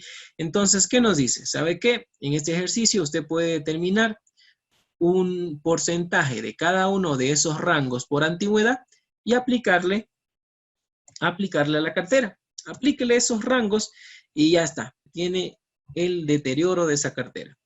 Y aquí tenemos esta tasa de impago que tenemos que determinar ¿Cómo se determina? También nos da un ejercicio de la norma para ver cómo podemos determinar esa tasa de impago, ¿sí? Entonces, esa tasa de impago, la empresa la tiene que determinar. Tiene que determinar de acuerdo a su giro del negocio, ¿sí? Y la norma nos da, ¿sabe qué? Le doy esta manera en la cual usted puede determinarla, pero usted vea, de acuerdo al mejor juicio de la gerencia y de su departamento contable financiero, cómo pueden ellos, con base al conocimiento de su propio negocio, con base al conocimiento de su propia cartera, cómo pueden ellos determinar para los instrumentos financieros de cuentas por cobrar una tasa de impago. Entonces, en este ejercicio ya nos viene determinado esta tasa de impago. ¿Qué tengo que hacer?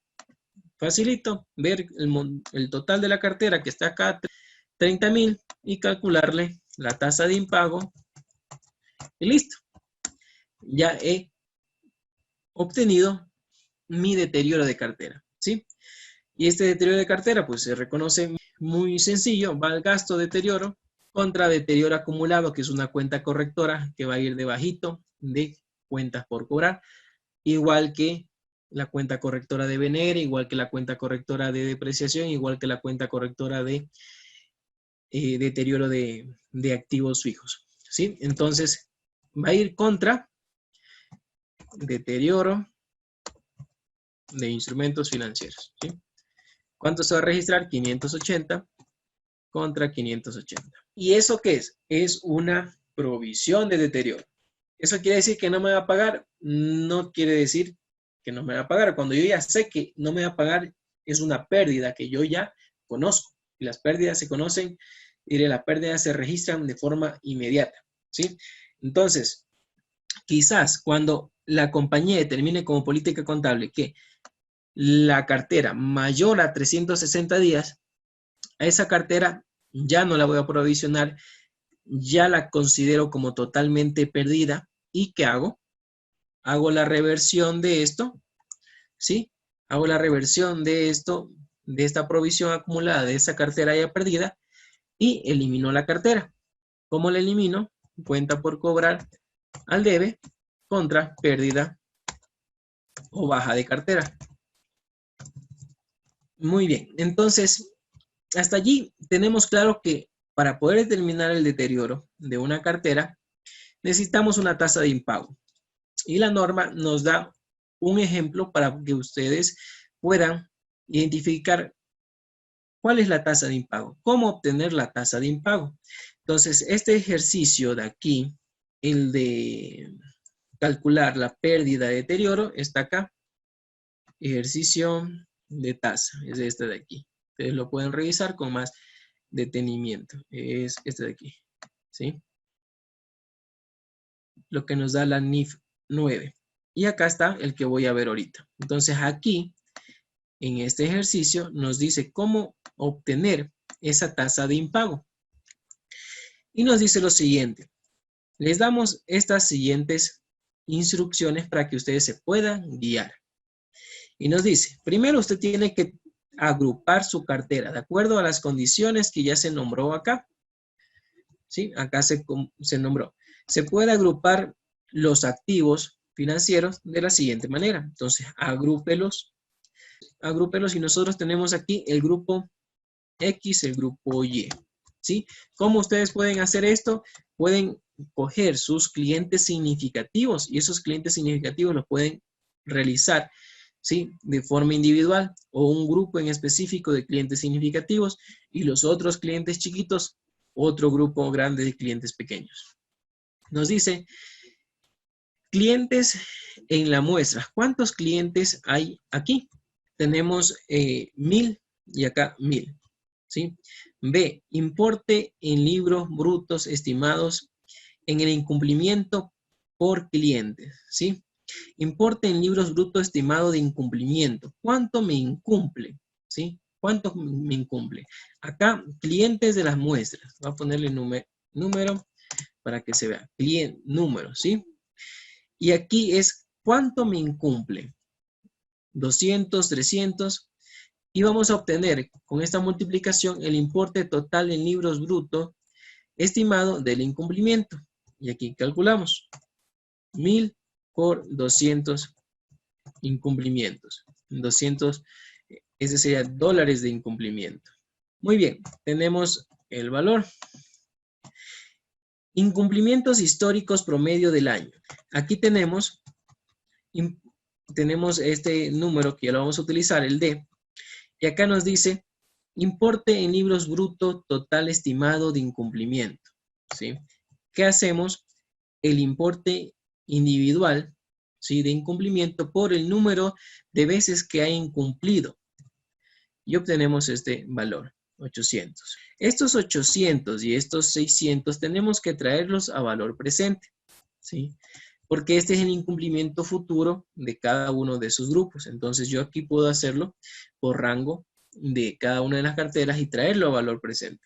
Si el valor presente y el importe en libros brutos no hay mucha variación, puedes considerar el mismo, ¿sí? Entonces, del E pasa al E, trayendo el valor actual de las pérdidas esperadas. Nos dice A, de acuerdo al párrafo 5.1.17b, las pérdidas crediticias esperadas deben descontarse utilizando la tasa de interés efectiva, y lo hemos visto. Sin embargo, a efectos de este ejemplo, se supone que el valor presente de las pérdidas observadas, se supone que estas de aquí es el valor presente, 600 el valor presente de 800 y 450 el valor presente de 600. Obtenemos el valor presente. ¿Y qué hacemos para obtener la tasa de pérdidas? El monto del importe total de libros brutos estimados del incumplimiento, estos 600, que es el valor de la pérdida esperada, lo dividimos para el monto total de toda la cartera de cada uno de los grupos. Y obtenemos aquí esta tasa de pérdidas, ¿sí? Pero tasa de pérdidas con información histórica. Ahora bien, la norma nos dice que ahora ha cambiado, ¿sí? Ha cambiado el tema. Muy bien, usted puede utilizar información histórica, pero también utilice información esperada, ¿sí? Por eso se llama pérdidas crediticias esperadas. ¿Qué espera usted perder? ¿Sí? Entonces, aquí el único cambio es que yo, de acuerdo a mi histórico, yo sé que esto ha sucedido. Incumplimiento histórico promedio del año, ¿sí? Esto viene de mi historia, de mis tendencias. Pero yo a eso le voy a sumar lo que yo espero. El 4 es mi histórico, pero yo espero que por situaciones actuales, en este caso, por ejemplo, la pandemia, ya no van a ser 4 incumplimientos de este grupo de clientes. Me va a incumplir otra vez, ¿sí? Van a ser 5 incumplimientos y acá van a ser 3 incumplimientos, ¿sí? Por tal motivo, aquí en esta multiplicación, para poder tener el importe bruto total estimado de incumplimientos, va a incrementar, ¿sí? Y por ende, este valor presente también va a incrementar y la tasa de pérdidas también va a incrementar, ¿sí? Entonces aquí podemos obtener ya la tasa de pérdidas para poder ejecutar cada uno de esos rangos, ¿sí? Entonces, fíjense que aquí ustedes tienen que tener por antigüedad. Aquí en los clientes X tienen que ir desglosando cada una de las antigüedades que ustedes consideren, ¿sí? Pueden utilizar estas mismas antigüedades o pueden ampliarlas más. Entonces, ustedes van a tener grupo A, ¿sí? Grupo de clientes A, este tipo de antigüedades, ¿sí? Y de acuerdo a este tipo de antigüedades, ustedes van a traer a valor presente este monto de el importe en libros brutos estimado del incumplimiento, ¿sí? Por rango. Y allí van a poder tener cada una de esas tasas, ¿sí? Por rango. Y obtienen este cuadrito de aquí. De esa manera van a poder obtener ese cuadrito de aquí. En el ejercicio de aquí, ejercicio de tasa, ahí van a tener mucho más claro cómo se calcula. Pero el objetivo es este, con base a estos cálculos, obtener la tasa de pérdidas esperadas, ¿sí? Muy bien. Otras consideraciones en el tema de deterioro de cartera es que tenemos que analizar por tipos de cartera, analizar de forma individual la cartera significativa y de forma colectiva la cartera que no sea tan significativa. Tenemos que hacer una provisión de cartera. Pasos para analizar el deterioro. Tenemos que primero obtener un detalle de tercero por tercero, incluyendo préstamos a terceros. Fecha de creación, los plazos y las tasas y la forma de amortizar cada uno de esos instrumentos financieros. Verificar la dispersión, clientes significativos, clientes no significativos, los ponemos en colectivo. ¿Sí? Para clientes significativos, el análisis detallado, tercero por tercero, cliente por cliente, de la probabilidad de la recuperación de la cartera considerando el riesgo de crédito, incumplimientos históricos, ¿sí? Y pagos fuera de plazos. Adicional, para los clientes no significativos, realizar una evaluación de forma colectiva, consideradas en los aspectos anteriores. Podemos agrupar esos clientes no significativos por segmentos o de acuerdo a su naturaleza. Para ambos, lo que se espera que no sea recuperable realice el castigo de deterioro, ¿sí? Entonces, ¿cuál es la diferencia entre el método anterior y el método actual? La diferencia es que en el método actual usted tiene que considerar, adicional de sus datos históricos, considerar lo que usted espera en el futuro que se deteriore, ¿sí? Entonces, como es una estimación, usted tiene que ver, ¿tiene información fiable? Si usted tiene información fiable, estime. Si usted estima con información que no es fiable, está cometiendo un error contable, ¿sí? Si usted tiene información fiable y no estima, porque justifica que no hay información fiable, pero sí hay, está cometiendo un error contable, porque sí tenía información para poder utilizarla e incrementarle a sus pérdidas crediticias esperadas, ¿sí? Entonces, conclusión de que si usted no tiene datos fiables en el futuro para poder determinar de forma fiable que tal cliente o tal grupo, segmento de clientes no le va a pagar, haría mal en estimar algo con información que no es fiable, ¿sí? Aquí tenemos un pequeño ejercicio de deterioro que nos dice revisar los indicadores de la cartera para ser incobrables. Tenemos una cuenta por cobrar de 10,000 a Petroamazonas. ¿Cómo la medimos las cuentas por cobrar? A costo amortizado, ¿sí? Tenemos un plan de pago para poder determinar estos dividendos. Traemos a valor presente y el valor presente es 8,000, utilizando el método de costo amortizado.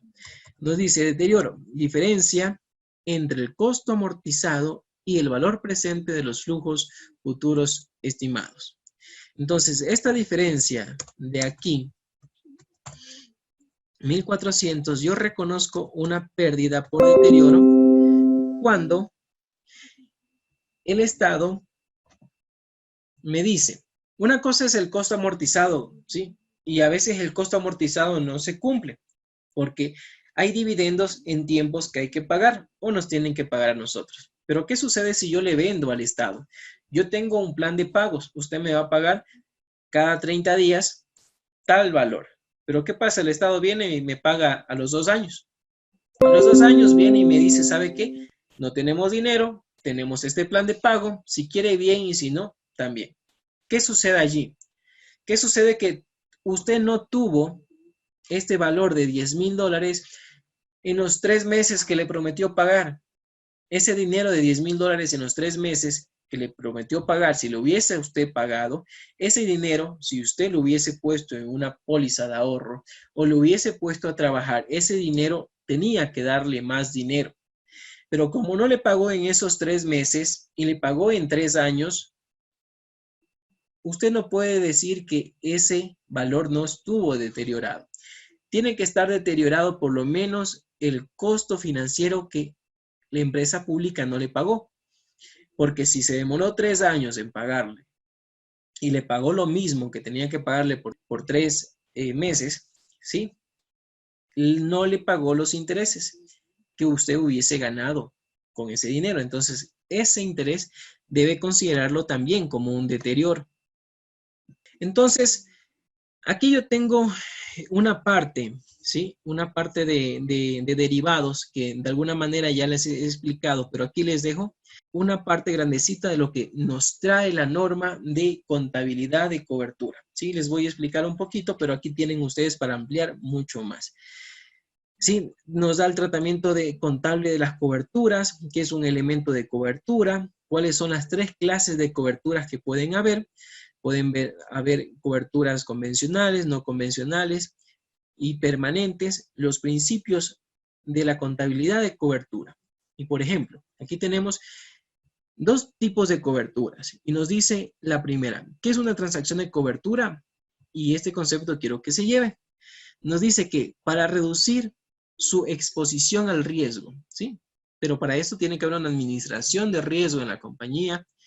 Reduce o neutraliza la variabilidad del valor razonable y los flujos de efectivos que surgen de estos riesgos que son evidentes en los partidos o partidas que ya están reconocidos en el balance y transacciones futuras que aún no han ocurrido.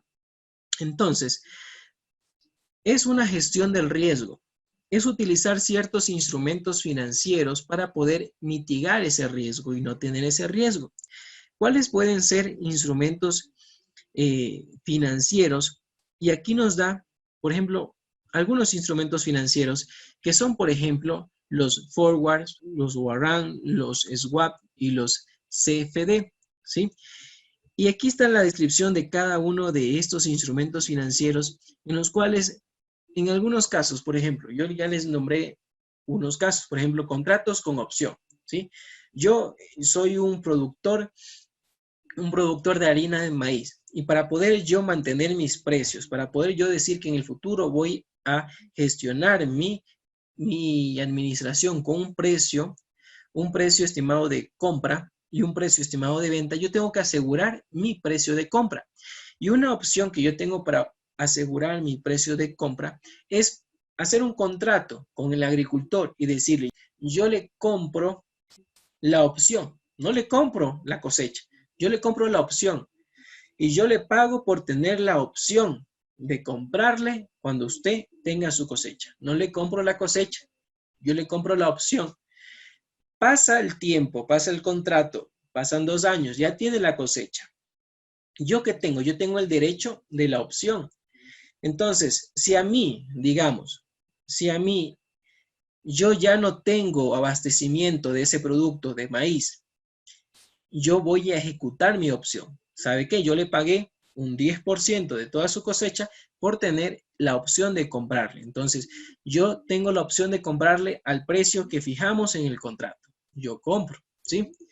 ¿Qué pasa si fuera lo contrario? Justo el maíz comenzó a cosechar bastante y todo el mundo vende maíz y como hay bastante demanda, el maíz bajó, ¿sí? Pero yo pagué por esa opción. Y yo le digo, ¿sabe qué? Ya no quiero la opción. Yo ya le pagué la opción, pero yo no le voy a comprar. No le voy a comprar porque en el mercado el precio está más bajo que lo que yo pacté con usted. Pero yo no pacté comprarle, yo pacté la opción de comprarle o no comprarle. Eso es un instrumento financiero. Hay otros que son contratos futuros, que yo igualmente hago un contrato para comprar el maíz a tal precio, porque yo sé que ese es el precio de mi costo y yo no quiero jugarme a la suerte de tener el riesgo de que después de 4 meses, 5 meses, 1 año que yo necesito mi materia prima, usted me diga que en el mercado ha subido. ¿Yo qué hago con mi estrategia de precios? ¿Sí? Entonces, yo voy a firmar un contrato futuro, ¿sí? En el cual usted se compromete a tal tiempo darme esa cosecha o esa materia prima al valor establecido en el contrato, sin importar que en el futuro haya bajado o haya subido. Ya tenemos ese contrato futuro. Entonces, esos son algunos instrumentos financieros que se pueden utilizar para poder evitar el riesgo, ¿sí? De esas fluctuaciones y yo poder estar más tranquilo en la gestión de mi negocio, ¿sí? Aquí tengo algunos ejercicios que ustedes pueden revisar y el más simpático está aquí. Este es un caso ¿sí? Donde está bastante didáctico, en donde yo compro aluminio, ¿sí? Con un contrato futuro, compro aluminio y voy registrando esa opción de compra del aluminio, ¿sí? Y fíjense que en el reconocimiento inicial yo no reconozco ningún valor porque yo solamente estoy firmando por una opción de compra en el futuro, ¿sí? Entonces, ¿qué sucede en el primer periodo? ¿Sí? Firma el contrato, cotización del aluminio. Pasa el primer año, ¿sí? Si yo tengo una opción de comprar y ese aluminio subió y yo lo pacté, digamos, esa opción de compra a 200 y subió 350, ¿sí? Yo hasta allí ya voy ganando 50 y yo voy a reconocer este instrumento financiero activo, que les puse activo, he reconocido 50. Fíjense, aquí dice, futuro por el que compramos, ¿sí? A 300 pactamos. Cotización del aluminio actual, 350, hasta ahora voy ganando 50, ¿sí? Yo todavía no pago el contrato, solo firmamos un contrato de un precio establecido de 300 en el futuro. Pero ahora la cotización del aluminio ha subido 50. Por tal motivo, yo reconozco mi activo contra el ORI, que es de cobertura. Ustedes van a ver en el ORI que hay un tema de cobertura y este es el tema de cobertura. Y el tema de cobertura viene por la contabilidad de cobertura y la contabilidad de cobertura es una opción, una obligación, una opción que nos da la NIF 9 para poder gestionar el riesgo de estas fluctuaciones de precios de estos commodities. ¿Qué sucede en el año 2? Incrementa un poco más. El año 2, estamos aquí, incrementa un poco más, incrementó 75 del año anterior y reconozco al ORI en el patrimonio contra el activo. ¿Qué pasa en la fecha? En la fecha que ya pactamos la compra del aluminio o la opción de la compra del aluminio. El aluminio ha subido, yo lo pacté a un valor menor, yo voy a ejecutar la compra porque me conviene, ¿sí? Entonces, allí ya se registra esa compra. Y aquí tenemos, fíjense, compra del aluminio a 480, banco 480, y aquí se van cerrando las cuentas que hemos venido revisando. Entonces, yo allí les dejo este ejercicio para que lo puedan revisar. Sí, la contabilidad de cobertura se las utiliza, pero en países mucho más desarrollados que pueden tener un mercado activo de estos, ¿sí? En la actualidad usted sí puede hacer, sí puede ir donde un granjero y decir, ¿sabe qué? Yo tengo mi tercena de carne y yo necesito asegurar un valor de la carne y yo le compro, ¿sí? Una opción. Firmamos un contrato de opción. Yo tengo la opción de comprarle si me beneficia el valor. O firmamos un contrato de futuro, un futuro. Yo le compro a tal fecha, ¿sí? Yo ahorita que estamos junio, soy Supermaxi y voy donde un granjero y le digo, ¿sabe qué? Deme 500 pavos a tal precio. Firmamos un documento y yo ya tengo asegurado mis 500 pavos para Navidad a un precio determinado y me libero porque yo sé que no va, así suba el precio de los pavos, yo a Navidad yo tengo ya para poder utilizar una estrategia y poder vender al mismo precio que he venido vendiendo siempre. Entonces, esos instrumentos se los puede utilizar, sí, en la actualidad, pero no son muy comunes.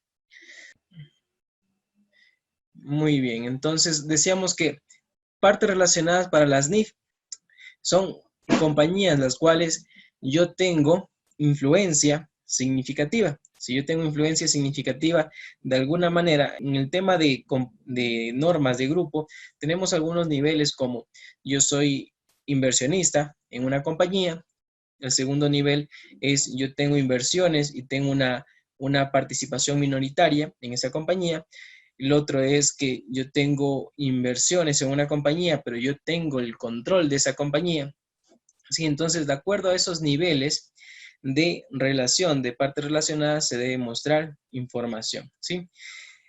Y lo más importante que nos pide la norma que revelemos en temas de partes relacionadas es si una parte relacionada tiene la decisión de influir en las políticas financieras y administrativas de mi empresa. Si otra persona tiene ese control de poder influir en mis políticas financieras y administrativas de mi empresa, yo tengo que revelar eso. Por ejemplo, puede ser un socio, puede ser no tan solo el gerente, porque no tan solo el gerente es quien toma las decisiones, sino que a veces hay influencias significativas de otras terceras personas. Entonces, esas influencias significativas tenemos que revelar. Y ahí se acabó la NIC 24. Eso es lo importante que hay que revelar y que hay que identificar quiénes tienen esa influencia significativa. ¿Sí? Entonces, pero en este formulario 101 yo más hago énfasis a eso, ya que en esta nueva actualización, esta actualización que se ve azulita, antes era verde, en muchas cuentas ya me clasifican si yo en esa transacción en específico es una transacción con parte relacionada o no es parte relacionada, de acuerdo a la parte tributaria. Entonces, como podemos ver, tenemos en activos corrientes, tenemos cuentas por cobrar y tenemos diferentes tipos de cuentas por cobrar, como relacionadas, no relacionadas, locales, del exterior. Tenemos con accionistas, con socios, tenemos por dividendos, pero básicamente tenemos que identificar que son instrumentos financieros. Para la NIF 9 son instrumentos financieros y tienen que entrar, bien sea a medirse como costo amortizado o a valor razonable. Y podemos ver aquí, por ejemplo, el deterioro. Tenemos aquí el deterioro de las cuentas por cobrar en relacionadas, en no relacionadas. Tenemos en otras relacionadas, en otras no relacionadas. Aquí también tenemos otros activos financieros corrientes. Y aquí nos dice a costo amortizado. Puede también ir a valor razonable y puede haber un deterioro acumulado ya sea por las dos partes. Aquí específicamente me dice costo amortizado, dice otros activos financieros, pero si yo pongo locales o del exterior, este valor de aquí ya es costo amortizado, ¿sí? Porque yo mis cuentas por cobrar tengo que medirlas a costo amortizado. Vamos a ver dónde más tenemos. En no corriente podemos ver que también tenemos cuentas por cobrar, ¿sí? De las mismas características. Lo único que cambia es que son a largo plazo. En pasivos, de la misma manera, tenemos cuentas por pagar y de diferentes tipos, y relacionadas, no relacionadas, con socios, accionistas, locales, del exterior, dividendos por pagar. También tenemos con instrumentos financieros de otros tipos, como por ejemplo, préstamos financieros, préstamos a mutuos, obligaciones emitidas. Entonces, igual son pasivos financieros que se pueden medir, como aquí tenemos, al costo amortizado o a valor razonable. ¿Dónde más podemos tener? En no corriente. De la misma manera, lo único que cambia es que son no corrientes. Y también tenemos aquí en resultado, en el otro resultados integrales, tenemos en ganancias o pérdidas, ¿sí? Si ven aquí, por cambios a valor razonable. Se llama ganancias y pérdidas acumuladas por inversiones en instrumentos de patrimonio medidos a valor razonable con cambios en otros resultados integrales. Entonces aquí en esta NIF 9 podemos identificar las ganancias y pérdidas, ¿sí? En el cambio de valor razonable de instrumentos en patrimonio. Y acá tenemos la otra parte que es contabilidad de coberturas. Fíjense, dice la parte efectiva de las ganancias y pérdidas de los instrumentos de coberturas en una cobertura de flujo de efectivo, ¿sí? Entonces tenemos ganancias y pérdidas de instrumento de patrimonio y ganancias y pérdidas, ¿sí? En una contabilidad de cobertura. ¿Dónde más tenemos? Tenemos como ingresos, tenemos aquí ganancias en medición de instrumentos a valor razonable. Tenemos también la reversión del deterioro, que podría tener el instrumento financiero. También tenemos inversiones no corrientes, ¿sí? Correspondiente a ganancias netas por reembolso o reversión de deterioro del valor. Entonces, sí, acá tenemos ganancias por dividendos, acá tenemos la reversión, igual que cualquier otro de estos deterioros, tenemos esa reversión. Si se reversa ese valor del deterioro, lo incluimos aquí. ¿Dónde más vamos a encontrarlo? Lo vamos a encontrar en la parte del gasto, en la sección de deterioro. Podemos encontrar también deterioros por cuentas incobrables y deterioros en inversiones no corrientes. podemos encontrar estos dos tipos de deterioros en instrumentos financieros. Acá también tenemos en la parte de gastos, intereses implícitos devengados, ¿sí?, que constituyen efectivamente una transacción financiera o pago diferido. Son los intereses que podemos incluir ya cuando nosotros separamos al medir al costo amortizado. Y tenemos en otros resultados integrales, las mismas dos partidas que están en el patrimonio están aquí en el resultado, en otros resultados integrales, ¿sí?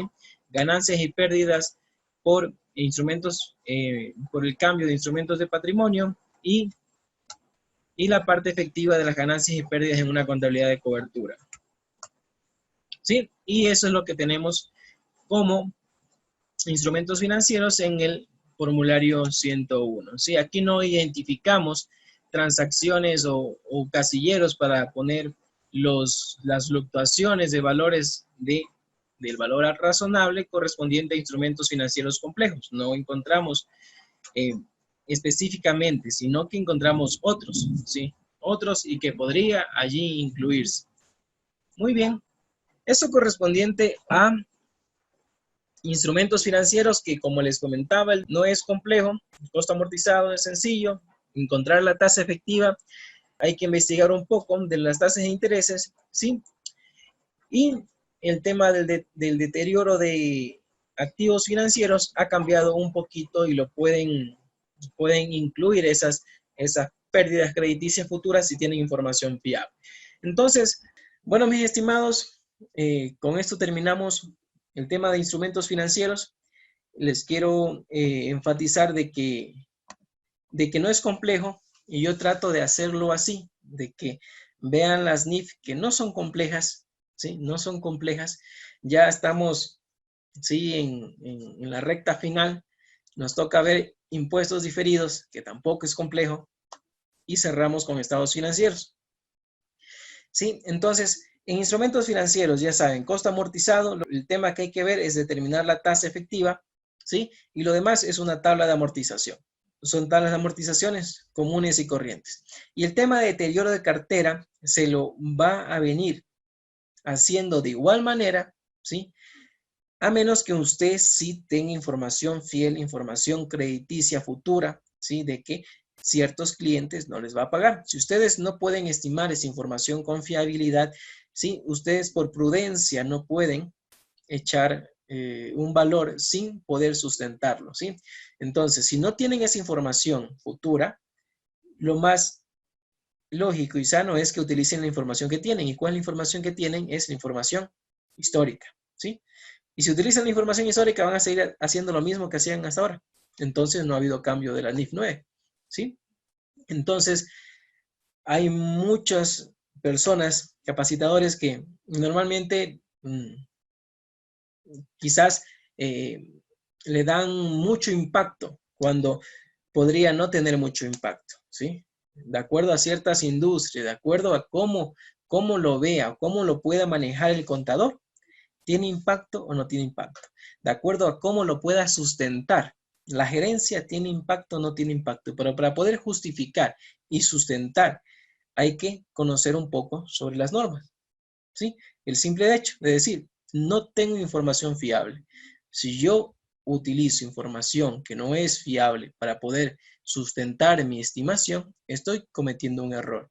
Y si cometo un error significativo, no cumplo con las NIF.